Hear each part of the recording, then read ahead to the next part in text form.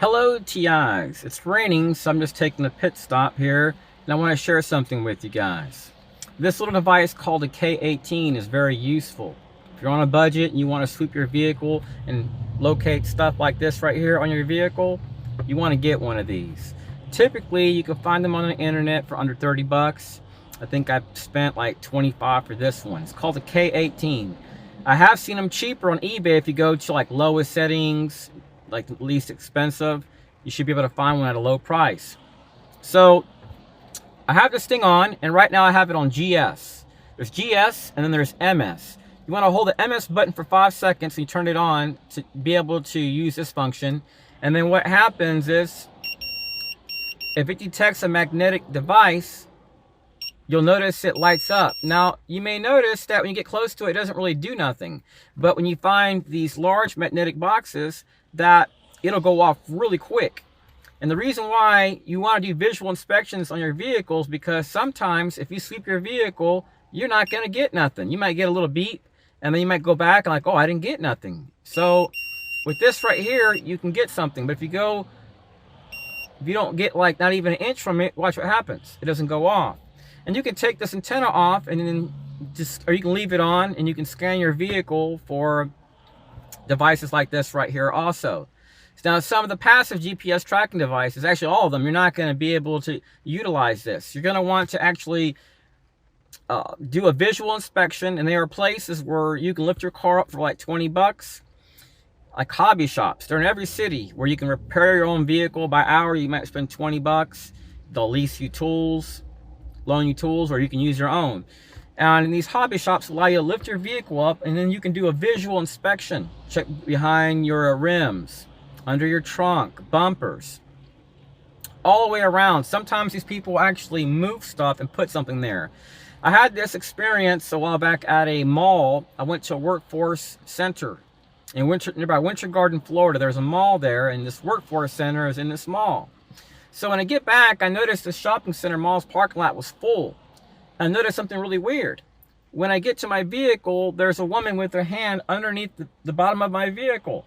And I asked her, ma'am, what are you doing? And she's all about doing nothing. And then 30 feet away from her, in front of this car, this guy was screaming, I can't take it no more. So I guess that's to deviate the attention that I was giving this woman. So eventually she left.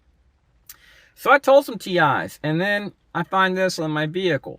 So if you're a targeted individual, take your car out to like remote places. I go to this place, it's like a 20-mile dirt road. It's about maybe 20 miles from my house. And I'll go out there, I don't get no false positive readings. Because if you do it in your neighborhood, you may get a lot of false positive readings. You got a neighborhood, a 5G router, Bluetooth, all this stuff. It'll interfere with this device. So anyways, you can buy these really cheap. I've seen them really cheap at times. Just got to do your own searches.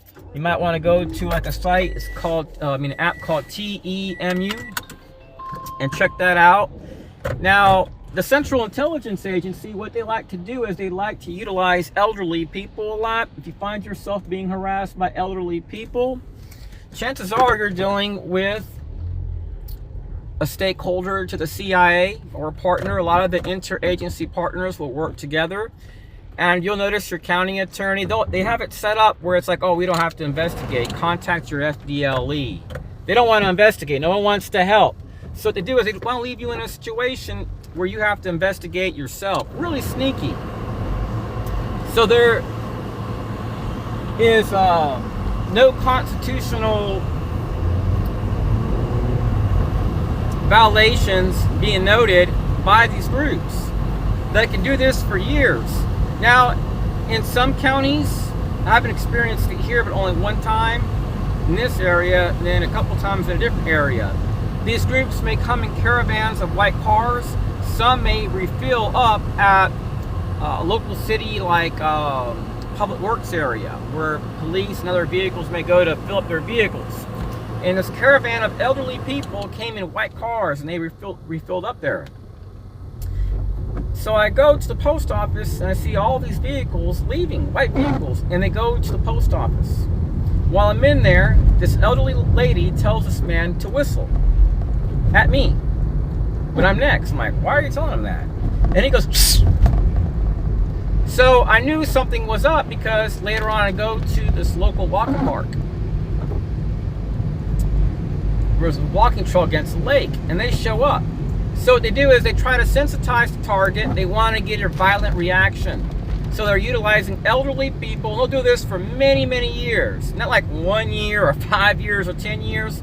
And in some cases, they'll contact gas stations, stores, police, report you as a terrorism threat. People you do not want to associate or trust when you're in this are police chiefs, cops. The majority of cops are good people, but there are some that are just slimy. And if they're a partner to a civic group which is targeting you, or a contractor or a foreign agency, a foreign defense contractor working like in Texas, they have them where they work with police. This is no joke. Some work with police and they drive Porsches, exotic cars. They may not know it. These people have sometimes their own fleets, and some of these groups will do their own thing.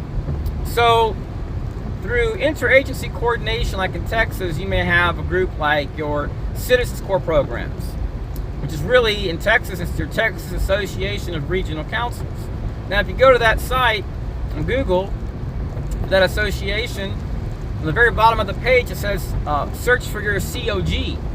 And these are councils of government.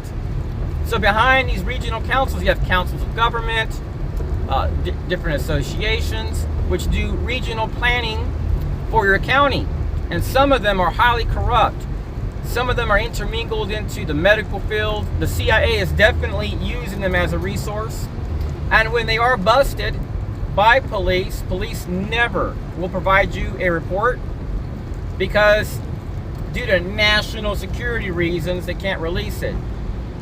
There are hordes of regional councils all across the United States. They're like pretty much, not all of them, but some of them are, I call them like the shadow government. And it's used by like Masons. It's used by politicians as a part of the targeting apparatus.